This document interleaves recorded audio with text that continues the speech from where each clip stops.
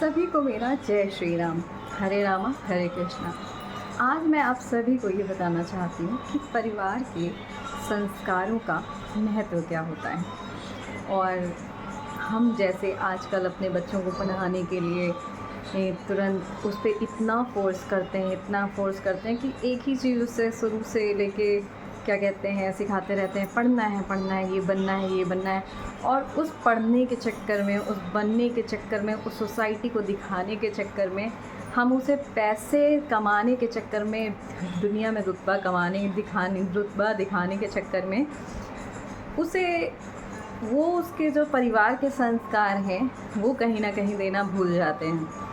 क्योंकि हम उस पर बस एक प्रेशर डालते हैं, then you have to become like this so that हमारी रेपुटेशन जो है सोसाइटी में बनी रहे, हमारी प्रशंसा हो। मैंने कहा है ना, हम अपनी प्रशंसा के भूखे होते हैं, प्रभु के प्रशंसा के भूखे नहीं होते। क्योंकि होता यही है ना, आजकल मैं देखती हूँ, बहुत ही देखा मैंने कि अच्छा किया तो मैंने, बुरा किया तो प्रभु ने। तो हम सब तो इतने क्या कह सकते हैं, अधमी नीच हम सब हैं कि हम लोग जो है प्रभु तक को नहीं छोड़ते।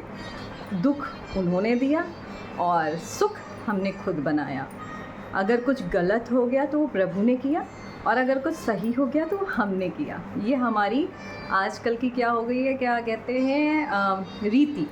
क्योंकि हम सबके अंदर कुछ ना कुछ गलतियाँ होती हैं, लेकिन हम अपने अंदर की गलतियों को नहीं सुधारना चाहते।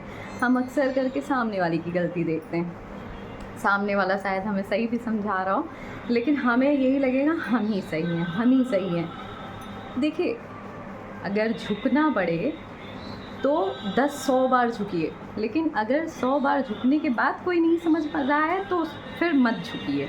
क्योंकि तब एक चीज़ हो जाती है कि शायद आप सही चीज़ समझा रहे हैं लेकिन सामने वाले को नहीं समझ में आ रही है, तो वहाँ से हट जाइए। लेकिन 100 बार तक अपनी कोशिश करिए, सब कुछ अपना लुटा दीजिए, उसको समझाने की, जो भी हो उसको समझाने की कोशिश करिए। उसके बाद हट के अपने कर्तव्य पथ पे चलिए।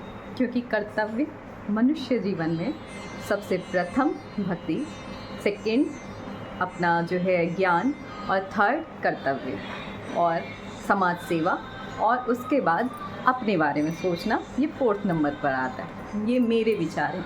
आपके विचार हो सकता है ये हो कि प्रथम नंबर पे हम ही किंग और क्वीन होता है ना, कि आजकल हम सब जॉइंट फैमिलीज़ क्यों नहीं चल पा रही हैं। इसलिए नहीं चल पा रही जॉइंट फैमिलीज़ क्योंकि हर किसी को सबसे ज़्यादा धन चाहिए, हर किसी को सबसे ज़्यादा प्रशंसा चाहिए। हम कहते हैं ना कि मैं ही सब कुछ हूँ, यही तो अहम है। फैमिलीज़ एक साथ नहीं चल पा रही हैं, मैं देख रही हूँ। तो देश, और बहुत आसानी से हम लोग कह देते हैं ना, अरे मोदी तो भारत नहीं चला पा रहे हैं सही से। आप सब गौर करिएगा, क्या आप अपनी पूरी एक फैमिली साथ में लेके चल पा रहे हैं? नहीं चल पा रहे हैं। तो जब आप अपनी एक पूरी फैमिली साथ में लेके नहीं चल पा रहे हैं तो हम मोदी जी को कैसे दोष दे सकते हैं? वो तो इंडिया को चला रहे हैं, जहाँ की पॉपुलेशन किसी और देश की पॉपुलेशन से अगर हम कंपेयर कर लें तो सिर्फ यूपी की पॉपुलेशन उससे ज़्यादा होगी, राइट? तो हम बहुत ही आसानी से, बस हम किस लिए बैठे हुए हैं कि हम सामने वाले में कमियां निकालेंगे, हम खुद में कमियां नहीं निकालते हैं। जैसे मैं अपना बता दूं, मुझ में भी बहुत सारी कमियां हैं लेकिन मैं क्या करती हूँ, मैं बिना बताए, बिना सबके, जब मुझे लगता है कि मेरे अंदर ये गलती है तो मैं उसको रियलाइज़ करके खुद को सुधारती हूँ। मैं लोगों को समझाती हूँ, लेकिन उसके बाद मुझे पता है, क्योंकि गलतियाँ सब में, हम इंसान गलती का पुतला है, हम भगवान तो नहीं हैं। लेकिन हमेशा हम अपनी गलतियों को सुधारना, हमें अपनी गलतियों को, अपने दोस्तों को देखना चाहिए। अब टॉपिक था परिवार के संस्कार, तो यहीं से मैं शुरू करूँगी कि मैं बहुत ब्लेस्ड हूँ कि मुझे इतनी अच्छी फैमिली मिली, जहाँ पे मेरे फादर, उन्होंने मुझे सबसे पहले सिखाया, बचपन में ही सिखाया, हमेशा सिखाया। जब भी मैं कभी किसी के लिए बुरा नहीं सोचती थी, क्योंकि घर में कभी ऐसा बुरा सोचने का वक्त ही नहीं मिला। दादाजी मेरे बहुत अच्छे थे, वो बहुत भक्ति करते थे, तो एक भक्ति का थोड़ा सा बीज वहाँ से था, तो शायद वो जेनेटिक होता है, वो ट्रांसफ़र हुआ होगा। तो जैसे मैं कहती हूँ, जब कभी भी पूजा करने जाती थी तो अकेले में नाचती थी, कभी लोगों के सामने भजन नहीं गाती थी उस टाइम। क्योंकि बस ये लगता था कि लोग कहते हैं ना कि भक्ति दिखाने की चीज़ नहीं होती, तो वो बस या तो भगवान ही मुझे छुपा के रखना चाहते होंगे कि मेरी भक्ति थोड़ी सी और प्रगाढ़ हो जाए, तो शायद छुपी रही तब। तो मैं ये कहना चाह रही थी, मेरे दादाजी से मुझे भक्ति मिली। 3 बजे सुबह वो उठ जाते थे और रामायण पढ़ते थे, वहीं पे जॉगिंग करते थे, एक्सरसाइज करते थे, और सभी के लिए, पूरा परिवार और पूरे परिवार के लिए आते थे। 10 रुपये सब पे उबारते थे और जाके बहुत सारा दान पुण्य करते थे। बहुत बार लोग उनको कहते भी थे कि सारा लुटा दोगे क्या, लेकिन वो अपने कर्म करते रहते थे। बहुत ही पुण्यात्मा हैं। और ये ब्लेसिंग है कि आज जब स्पिरिचुअलिटी मेरी ज़िंदगी में आ रही है, तो शायद कहीं ना कहीं वही एक बीज था जो, और पिछले 4-5 महीने से मुझे ऐसे ही लगता है जैसे मेरे दादाजी मेरे हर टाइम आसपास हैं। जब से ये स्पिरिचुअलिटी शुरू हुई है, अभी भी जब मैं बोल रही हूँ तो मुझे ये लग रहा है बस वो हंस रहे हैं मेरे आसपास होके, खुश हो रहे हैं। क्या मैं बताऊँ आपको कि कैसी फीलिंग्स आती हैं जब ये संस्कार जो उन्होंने बोए, और वो कहीं ना कहीं अब जब निखर के आ रहे हैं ना, क्योंकि मुझे इतना कभी खाली टाइम मिला ही नहीं कि मैं अपने आप को, अपनी भक्ति को इतना टाइम दे पाती। मेरा एक्सीडेंट हुआ उसके बाद से जब मुझे थोड़ा सा खाली टाइम मिला, और क्योंकि उस टाइम मुझे कुछ करना ही नहीं था, सिर्फ़ और सिर्फ बैठे रहना था। चश्मा, स्पेक्स लगे हुए तो चश्मा लगा नहीं सकती थी, कुछ पढ़ नहीं सकती थी, तो बस राम नाम करते करते, और दादाजी की भक्ति या सोचती थी, ये सारी चीज़ें। तो बहुत ही अच्छा संस्कार, भक्ति का संस्कार जो मुझे मिला, आई एम वेरी ब्लेस्ड। फिर पिताजी ने हमेशा ये सिखाया कि दूसरों के अवगुण को ना देखें, दूसरों के गुणों को देखें। गुण ले लीजिए, अवगुण वहीं पे छोड़ दीजिए, क्योंकि हम अगर अवगुण लेते हैं तो वो अवगुण हम में आ जाएंगे। आज मुझे मेरे पिताजी की बात पूरी सही से समझ में आती है, क्योंकि अगर हम अवगुणों को ले लेंगे तो हमारे दिल में प्रभु का निवास नहीं हो पाएगा। कहती हूँ ना मैं हमेशा, connecting the dots. Steve jobs, बहुत सही कहा था उन्होंने कि जब आप अपनी ज़िंदगी के डॉट्स को कनेक्ट करते जाते हो तो आपको पता चलता है आपकी लाइफ कितनी प्रोग्रेसिव वे पे जा रही। हर किसी की लाइफ अलग तरीके की है। अगर आप भी पीछे मुड़ के देखेंगे और अच्छे कर्म करना स्टार्ट कर देंगे तो आपको भी connecting the dots and connecting the links की ये इक्वेशन समझ में आ जाएगी। नेक्स्ट, मेरे बड़े भैया बहुत ही सहनशील। मैं आपको ये बताऊं कि दुनिया में कोई लड़की शायद नहीं होगी जो इतनी सहनशील होगी। मतलब उनको कोई कुछ भी बोल दे, वो एक कान से सुनते हैं, एक कान से निकाल देते हैं। मेरे पापा, उनको मतलब हमारे पापा बहुत ही ज़्यादा स्ट्रिक्ट थे, और मेरे दोनों भाई ऐसे थे कि पलट के उनको जवाब तक नहीं देते थे। अगर वो कुछ गलत भी कह दें, गलत बातों पे भी डांट दें, मेरे भैया को डांट किस बात के लिए पड़ती थी, एक पन्ना फाड़ देते थे और पिताजी आके सीट चेक करते थे, और अगर वो सीट हल्की सी ढीली मिल जाती थी तो मेरे भैया को मार पड़नी शुरू हो जाती थी, वो बेल्ट से। अब सोचिए, आजकल के बच्चे हो ना तो उन्हें तुरंत ये हो जाएगा कि पापा ने तो हमें कितनी गलत बातें मार दिया, लेकिन भैया, और मुझे भी बहुत मार पड़ती थी। मुझे मार पड़ती थी कि मैं अच्छा खाना नहीं खाती थी, हेल्दी खाना नहीं खाती थी। हेल्दी खाना, मुझे भी वो मैगी वैगी बड़ा पसंद रहता था, तो पिताजी खूब मारते थे। फिर उसके बाद प्यार से खाना खिलाते थे। तो वो चीज़ें हैं कि, लेकिन ये था ठीक है, गलत चीज़ें तो जो गलती करती थी वो मैं एक्सेप्ट कर लेती थी, लेकिन मेरे साथ शुरू से ये रहता था, अगर कुछ गलत किसी ने, बड़े ने भी बोल दिया तो क्यों बोल दिया, गलत नहीं बर्दाश्त करना है, पलट के जवाब देना है। और भैया हमेशा यही कहते थे कि एक कान से सुनो, दूसरे कान से निकाल दो। और मेरे अंदर ये चीज़, क्योंकि मैं पापा की बहुत दुलारी थी, तो यही कहती थी गलत क्यों, तो पापा से लड़ जाती थी हमेशा कि सही चीज़ के साथ खड़े होइए, गलत चीज़ पे तो नहीं मैं आपके साथ हामी भरूंगी। तो भैया से ये संस्कार कि सहनशीलता की वो पराकाष्ठा, और उस सहनशीलता में अपने कामों को करते चले जाना। वो कर्तव्य पथ कहते हैं ना कि कर्तव्य पथ को फॉलो करते चले जाना। So I am very blessed for him also. और मेरा छोटा भाई जब भी कभी ऐसे अप्स एंड डाउन्स कभी भी लाइफ में आए तो उससे उसके अंदर वो जो योगा प्रैक्टिसेस और ये सारी प्रैक्टिसेस है ना, तो कभी भी, और दूसरी चीज़ उसके अंदर ये चीज़ है ना कि जो इंसान जो चीज़ करना चाहता है ज़िंदगी में, वो चाहता है कि वो करके खुश रहे। तो इतना अच्छा छोटा भाई मुझे मिला जिसने कि मुझे हमेशा यही सिखाया, जिसमें डिस्क्रिमिनेशन बिल्कुल नहीं है। बहुत ज़्यादा ब्लेस्ड मैं इस मामले में भी हूँ कि वो तो ऐसा है कि जो एक लड़के को के साथ होना चाहिए वही एक लड़की के साथ होना चाहिए, वैसी ही इक्वालिटी मिलनी चाहिए। Is very good in this, और सभी के लिए बहुत अच्छा सोचता है। वो कभी किसी के लिए बुरा नहीं सोचता, कभी किसी के लिए गलत नहीं सोचता। थोड़ा सा सेंटिमेंटल है लेकिन जो है दिल का बहुत प्योर है, तो वो प्योरिटी, तो इतनी अच्छी सत्संगति तो मुझे घर में ही मिल गई। तो अक्सर, और पैसे के लिए, पैसा हम सबको भी बहुत पसंद है, हम सबको भी मटेरियलिस्टिक लाइफ बहुत पसंद है, लेकिन वही कहते हैं ना कि लक्ष्मी चाहिए लेकिन बुद्धि के चाहिए, बुद्धि के साथ हो तो ठीक है, नहीं तो वो सेटिस्फैक्शन ही सही है जिसमें संस्कार बने रहें। कभी संस्कारों पर क्या कहते हैं आँच नहीं आनी चाहिए, क्योंकि संस्कार हमारे, हमसे अच्छे संस्कार, जो हमारे अंदर जो अच्छे संस्कार हैं हम जाके दूसरे को दें, लेकिन हम उसके बुरे संस्कारों को वहाँ पे ही रोक दें, हम उसके बुरे संस्कारों को अपने अंदर ना लें। तो यही मैं आप सबको यहाँ पे ये चीज़ें मैंने क्यों शेयर करी अपनी फैमिली की, पता है आपको? आपकी भी फैमिलीज़ में जो भी लोगों में अच्छी बातें हो ना, वो उठा लीजिए, और जब वो अच्छी बातें होंगी ना, उनको आप उठाएंगे ना, तो आपकी ज़िंदगी एकदम बेहतरीन बन जाएगी, हर इंसान की। पता है हम सभी में परमात्मा वास करते हैं, और हम सभी, मैं कह सकती हूँ कि गॉड की बनाई हुई बेस्ट क्रिएचर हैं।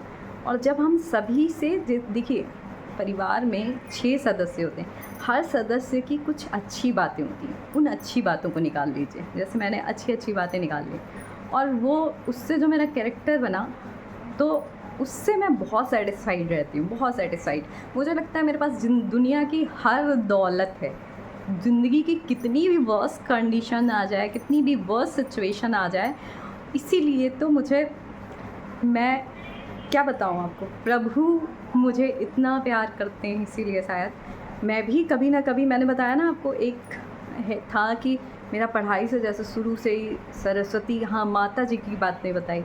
माता जी जब मैं पैदा होने वाली थी, जब मम्मी के पेट में थी, तो मेरी माता जी चाहती थी कि वो लड़की हो, and I am very blessed कि उनको वो चाहती थी कि उनको लड़की हो, और वो विद्या को बहुत प्रेफरेंस देती थी, पढ़ाई को बहुत प्रेफरेंस देती थी। वो मेरे अंदर इनकलकेट हो गया। और सबसे अच्छी चीज़ उनमें है कि वो किसी भी सिचुएशन में सेटिस्फाई रहती हैं। उनको ये नहीं चाहिए कि, हाँ उनके साथ भी ये होता है जैसे 100 लोग भाई निंदा करने वाले ऐसे मिल गए तो थोड़ी सी वो भी ले लेती थी, तो परेशान हो जाती थी। तो वो चीज़ें होती हैं, वो अबोध का वो होता है कि हमें पता ही नहीं होता कि निंदा है क्या, ठीक।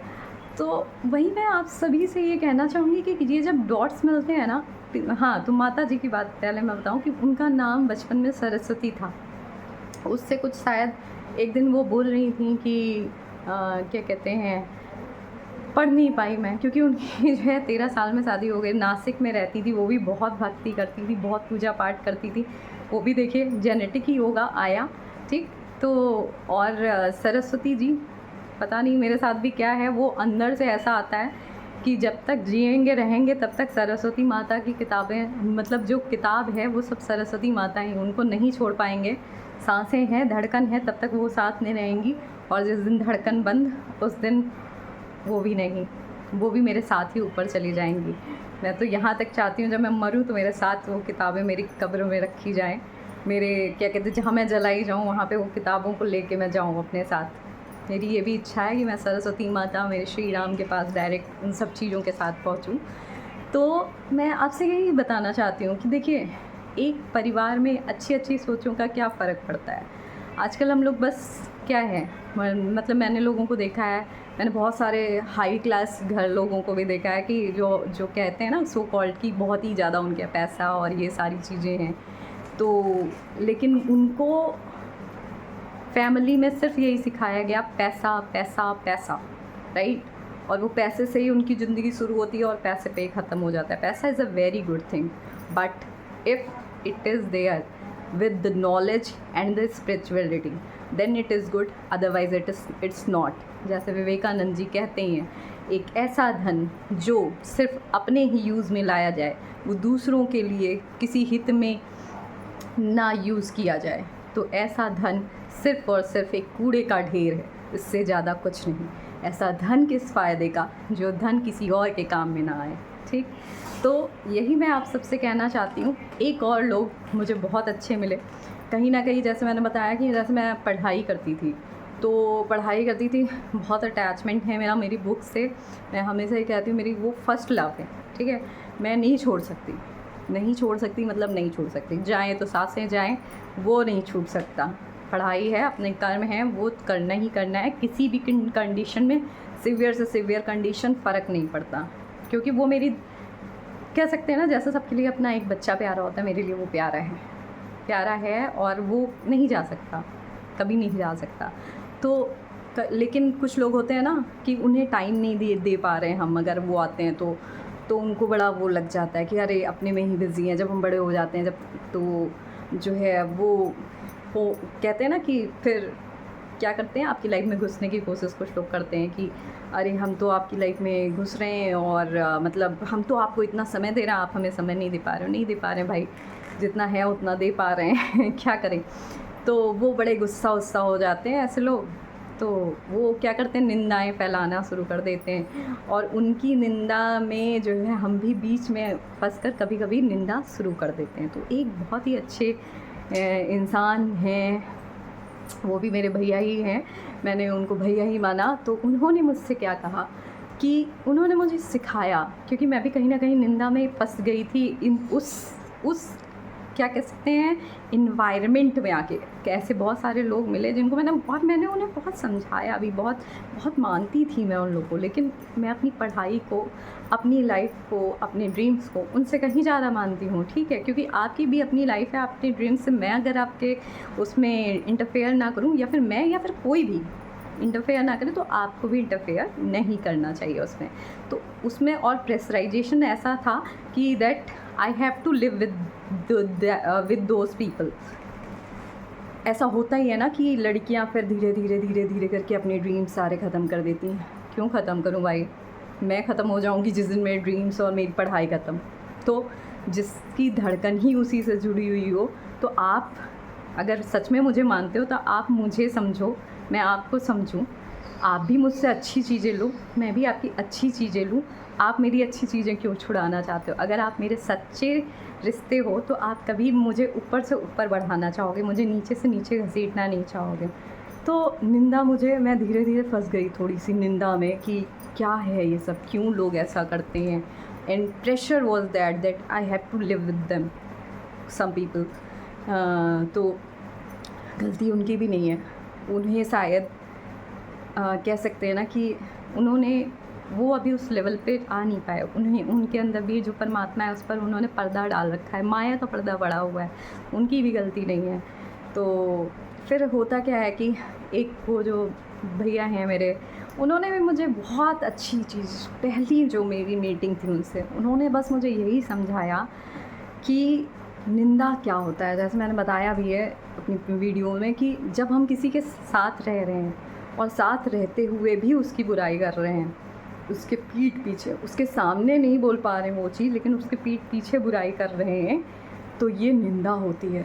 और मैं आपसे सच बताऊं, उसके बाद मुझे धीरे धीरे निंदा का प्रभाव पता चला कि निंदा तो इतना बड़ा पाप है कि अगर आपने जाने अनजाने भी कर दिया तो वो तो भाई मैं कह सकती हूँ ना, उससे बड़ा पाप कुछ नहीं है।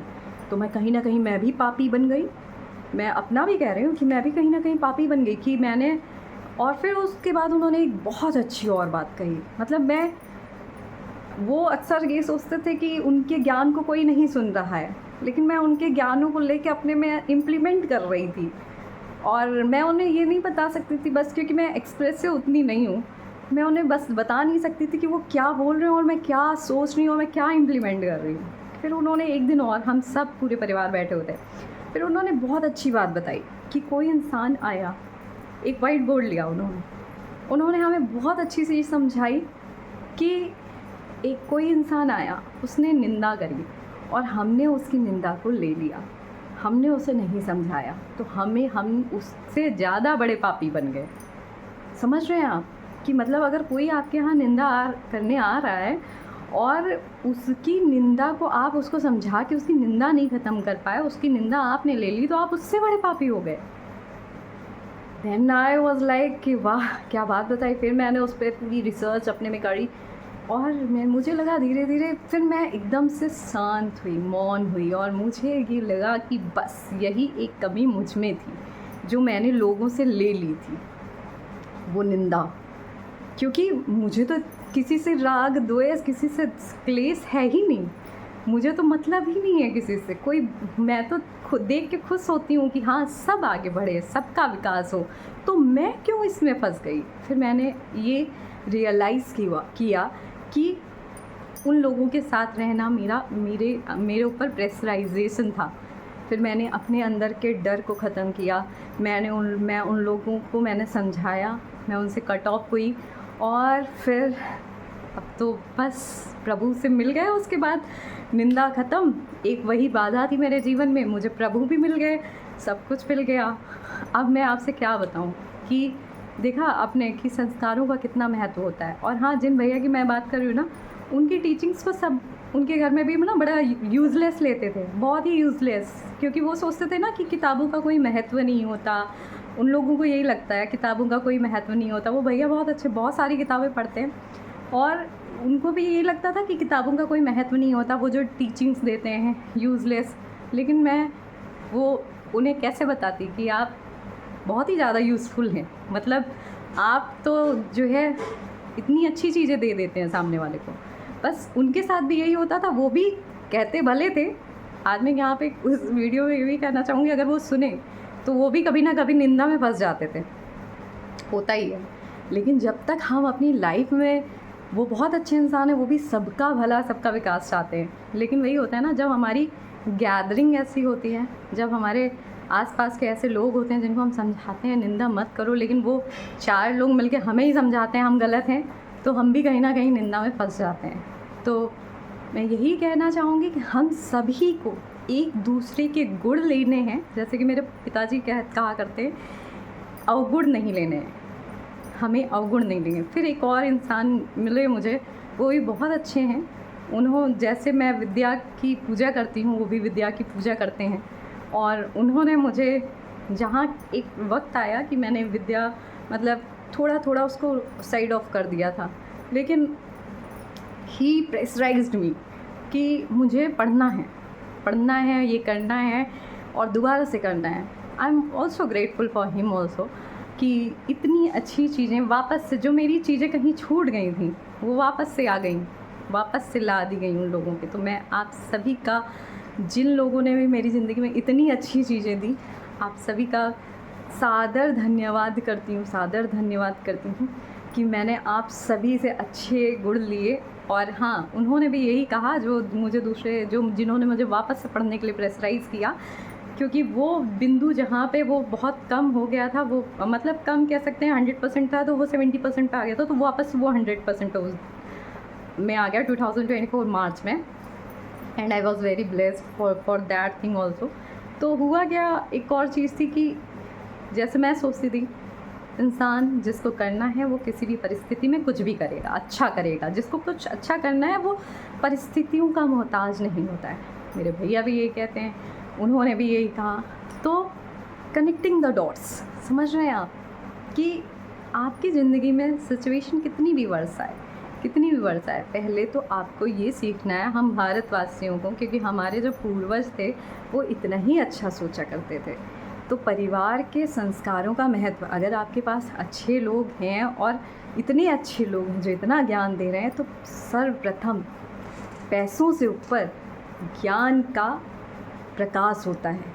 तो उस ज्ञान के प्रकाश को लीजिए, उस ज्ञान के प्रकाश के महत्व को समझिए, क्योंकि ज्ञान जहाँ है, पैसा वहाँ भले भी कम हो, लेकिन वहाँ पे शांति होगी, वहाँ पे सद्बुद्धि होगी, वहाँ पे खुशियाँ होंगी। पैसा हम क्यों चाहते हैं? खुशियों के लिए हम चाहते हैं ना, हमारे पास पैसा हो तो हम पूरी दुनिया घूम लें। आपको क्या लगता है, अगर शांति नहीं होगी तो आपको खुशी वहाँ पे भी जाके नहीं मिलेगी, नहीं मिलेगी आपको खुशी। आप क्यों जाएंगे? आप लोगों को दिखाने के लिए जाएंगे।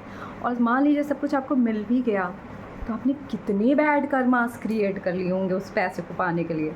आप प्रभु से दूर रहे, आप ज्ञान से दूर रहे, आप बस पैसे पैसे पैसे के ही पीछे भागते रहे। लक्ष्मी बहुत अच्छी हैं, लक्ष्मी जी बहुत अच्छी हैं, लेकिन लक्ष्मी जी भी तभी ज़िंदगी भर साथ देती हैं जब सरस्वती जी, गणेश जी ये दिल से साथ में होते हैं। और ये तभी साथ में होंगे जब हम सभी के दिल में, हम सभी का मन प्योर होगा, हम सभी सबका साथ, सबका विकास सोचेंगे।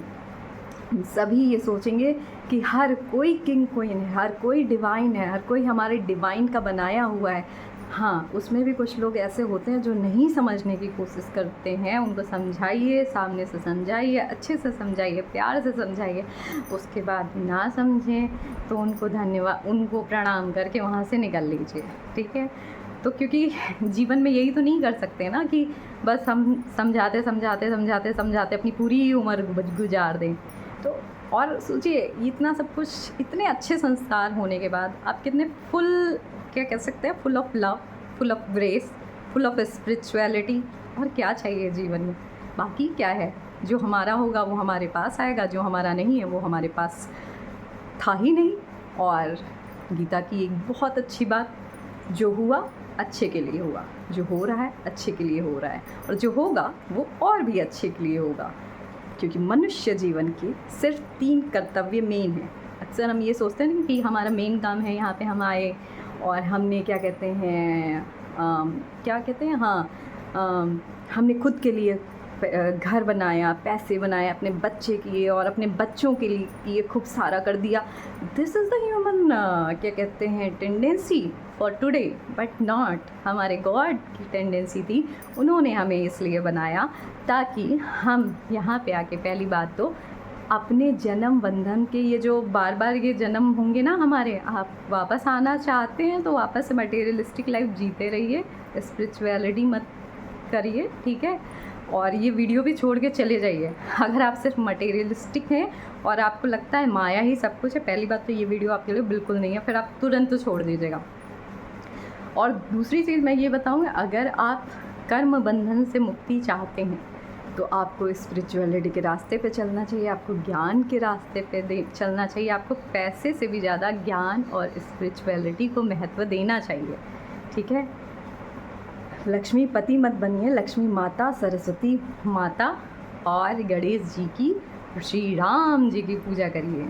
और देखिए, श्री राम जी का चरित्र अपने अंदर उतारिए, सच्चाई की मार्ग पर चलिए, धर्म के मार्ग पर चलिए।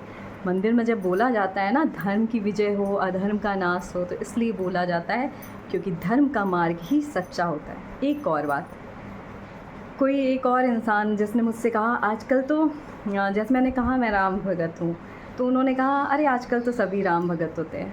बहुत अच्छी बात है, बहुत अच्छी बात है कि आप सब राम भक्त बनिए। मैं तो चाहती हूँ कि सब राम भक्त बने, लेकिन पता है आपको, राम भक्त बनने के लिए या फिर किसी के भी भक्त, जैसे शिव जी हैं, वो तो राक्षसों से भी खुश, दानों से भी खुश हो जाते हैं और देवता से भी खुश हो जाते हैं। लेकिन मेरे जो राम जी हैं ना, वो सच्चाई की मार्ग, मतलब शिव जी की मैं बुराई नहीं करूँगी, आप ये ना शिव जी भी जानते हैं कि वो सबसे ही खुश हो जाते हैं, लेकिन मेरे राम जी, उन्होंने त्याग करना सीखा है। वो त्याग को सर्वोपरि रखते हैं, वो सच्चाई को सर्वोपरि रखते हैं, वो धर्म के रास्ते को सर्वोपरि रखते हैं, वो मोह से ऊपर प्रेम को रखते हैं, वो कर्तव्य को ऊपर रखते हैं। तो वो मेरे राम जी हैं। तो आप सच में राम भगत हैं, आप सब राम भगत बनते हैं और सब राम भगत हैं तो सबसे पहले मेरे प्रभु राम की सच्चाई अपने दिल में उतारिए। क्योंकि जो ये कहा जाता है ना, सच्चाई जब जीवन में होगी, भक्ति भी तभी आएगी, और मन जब सुंदर होगा, प्रभु भी तभी वास करेंगे, और ज्ञान भी तभी वास करेगा। और प्रभु की महिमा मैं आपको क्या बताऊं, अगर मुझे वो, मैंने कहा ना, पूरे दिन में अगर 2-3 घंटे के लिए आजकल नहीं मुझे महसूस होता है ना कि वो अब मुझे दिख रहे हैं, या फिर मुझे समझ नहीं आता कि उनकी एनर्जीज़ जो होती है ना, एनर्जीज़ नहीं महसूस होती हैं, तो मुझे एकदम उलझन मचने लगती है, फिर वो वापस से आ जाते हैं। प्रभु भी अगर 1 मिनट के लिए भी गंदा विचार आया तो प्रभु भी गुस्सा होते हैं, क्योंकि तुम मेरे भक्त हो। तुम्हारे लिए कोई कितना भी गलत करे, तुम्हें क्या करना है? हंसते हुए ज़िंदगी जीनी है, हंसते हुए ज़िंदगी बितानी है। उसका भी सर्व मंगल और इस पूरी दुनिया का सर्व मंगल हो। सर्वे भवन्तु सुखिनः, सर्वे सन्तु निरामया। वही सच्चा संत है जो पूरी भक्ति करे और पूरी भक्ति के बाद अपनी भक्ति भी ये कहते हुए प्रभु को समर्पित करे कि सर्वे भवन्तु सुखिनः, सर्वे सन्तु निरामया। मतलब सभी लोगों का उद्धार हो, सभी को भक्ति प्राप्त हो, सभी को ज्ञान प्राप्त हो, सभी को ज्ञान का प्रकाश प्राप्त हो। हमारी प्रार्थना ऐसी होनी चाहिए, जब हम प्रभु के पास जाएं तो कहें, मंदिर जब जाते हैं तो घंटी बजाते हैं, भगवान हमारी ये जॉब लग जाए तो हम आपको इतना चढ़ावा चढ़ाएंगे। भगवान हमारी शादी हो जाए तो हम आपको इतना चढ़ावा चढ़ाएंगे। भगवान हमारे इतना बड़ा महला 2 महला बन जाए तो हम इतना चढ़ावा चढ़ाएंगे। नहीं नहीं नहीं, ये सब मत मांगिए, प्रभु के पास जाइए। प्रभु के पास थोड़ी देर वहाँ पे प्रभु के पास बैठ जाइए। तो और वहाँ पे अगर आपके पास हो तो माला जप, एक माला ले लीजिए और कोई भी मंत्र जो आपको अच्छा लगता हो वो वहाँ उस माला से जपिए और उनसे बस यही कहिए, हे प्रभु सबको सद्बुद्धि दीजिए, सबको ज्ञान का प्रकाश दीजिए, सभी को सद्भावना दीजिए, सभी के अंदर भक्ति प्रकाश भरिए, जग का अंधेरा मिटा दीजिए, धर्म की विजय करिए, सबको सच्चाई दीजिए, सबको अच्छाई मार्ग। आपको पता है राम राज्य कैसा था? राम राज्य ऐसा था कि वहाँ कोई भी दुखी नहीं रहता था, कोई भी दुखी नहीं रहता था। एक भी अगर एक शायद उनके टाइम में कोई भी अकाल मृत्यु नहीं मरता था। अरे इतना जीवन जब सुंदर हो जाएगा कि जहाँ पर सब सद्भाव से चल रहे हैं, सब अच्छे से चल रहे हैं, तो वो जीवन कितना सुंदर होगा, आप सोचिए। तो कलयुग देखिए, अभी तो 5000 बीता है। अगर हम लोग इस कलयुग को अपने आसपास ही सतयुग बना के यहाँ से प्रभु के पास चले जाएं तो हमारा जीवन इसी बार जो है वापस दोबारा आना नहीं पड़ेगा। हम अपने प्रभु के पास प्रभु की सेवा करेंगे और बढ़िया प्रभु हमें वहाँ पर अपने पास रख लेंगे। वापस हाँ, जो लोग वापस आना चाहते हैं, माया जाल वाले हैं, वो तो मेरी वीडियो को भी ना सुना करें तो अच्छा ही है। तो थैंक यू सो मच, धन्यवाद आप सभी का। मैं तो बस यही चाहती हूँ कि माया का पर्दा हर जीवात्मा के क्या कहते हैं शरीर से हटे और उसमें प्रभु का निवास हो। हम सब एक दूसरे के लिए बहुत अच्छा सोचें, बहुत अच्छा। मतलब हमारा सिर्फ एक परिवार ही हमारा परिवार नहीं है, हर परिवार हमारा है। हर परिवार के माता पिता हमारे माता पिता हैं, हर परिवार के भाई हमारे परिवार के भाई हैं, हर परिवार के बच्चे हमारे बच्चे हैं। वसुदैव कुटुंबकम की भावना रखिए और दृष्टि के जो नेत्र की जो दृष्टि है उसको इतना प्रकाशमयी रखिए, इतना प्रकाशमयी रखिए कि आपकी आँखों से प्रकाश सारे आसपास में फैल जाए। और क्या कहें, ये सब कुछ हमारा कुछ भी नहीं, सब कुछ तो प्रभु का है। जो जैसे जब मैं बोल रही हूँ तो मैं अपनी वीडियो वापस से खुद ही सुनती हूँ तो मुझे ये तो नहीं लगता कि मैं इतना अच्छा बोल सकती हूँ, क्योंकि मैं अच्छा नहीं बोलती हूँ, हो सकता है आप लोगों को नहीं लगता, लेकिन मुझे तो बड़ा अच्छा लगता है अपनी वीडियो सुन के। इसलिए अच्छा लगता है क्योंकि मुझे लगता है मैं बोल ही नहीं रही हूँ, मेरे अंदर से प्रभु बोल रहे हैं। क्योंकि मैं तो यही चाहती हूँ सबको सबकी खुशियाँ मिले। तो मुझे पता है अगर 1 मिनट भी ये आ जाता है कि थोड़ा सा भी आ जाता है, माया बहुत तेज़ होती है, बहुत तेज़। थोड़ा सा भी किसी के लिए थोड़ा सा भी आ गया ना, किसी ने गलत किया और आ गया तो प्रभु जाने लगते हैं, ऐसा लगता है। तो क्या कहूँ मैं, प्रभु की माया अपरंपार है। और हाँ, अगर आपने भक्ति अभी शुरू की है तो अभी भक्ति को थोड़ा सा छुपा के रखिए। मेरी तो शायद ये बचपन से थी, बस वो छुपी हुई थी। तो पहले तो मुझे नहीं पता, मुझे तो लगता है मुझे भगवान ही छुपा के रखते थे, क्योंकि मुझे खुद नहीं समझ में आता, क्योंकि मुझे सब कुछ पसंद था। नृत्य प्रभु के सामने नाचना पसंद था, प्रभु के सामने खूब आरती करना पसंद था। लेकिन जब भी कभी मेरे घर में देवी गीत और सब होता था तो मैं बहुत ही नॉर्मली ऐसे करती थी। अकेले में तो खूब करती थी, सामने कभी नहीं करती थी। शायद प्रभु ने ही छुपा दिया तो अब धीरे धीरे वो आ गया। हाँ, एक और चीज़ मैं आप सबसे यहाँ पे ये शेयर करूँगी कि प्रभु की भक्ति आप अगर करना चाहते हैं, सच में करना चाहते हैं, तो एक तुलसी माला लेकर उस पे आपको जो भी मंत्र पसंद है उसको प्रभु के सामने जब मंदिर पे जाएं या अपने घर में बैठे तो एक माला रोज़ अवश्य करें। और एक और चीज़ मैं यहाँ पे कहना चाहूँगी कि जब भी मंदिर में जाएं तो 10-15 मिनट का वहाँ पे ध्यान करके माला करें ही करें। बाकी आपकी इच्छा, आपके पास समय नहीं होगा तो आप जैसा भी चाहें मैनेज कर सकते हैं, अपने घर में भी कर सकते हैं। धन्यवाद सभी लोगों को। जय श्री राम, जय श्री राम सभी लोगों को। सभी लोग खुश रहिए, सभी लोगों को जीवन की हर खुशियाँ मिलें, सभी लोगों का उद्धार हो, सभी लोगों का मेरे प्रभु उद्धार करें। इस कलयुग में भी हम जितने लोगों को प्रभु की महिमा समझ में आ जाए, समझ लीजिए ना, हमारा जीवन साकार हो जाएगा। धन्यवाद आप सभी लोग।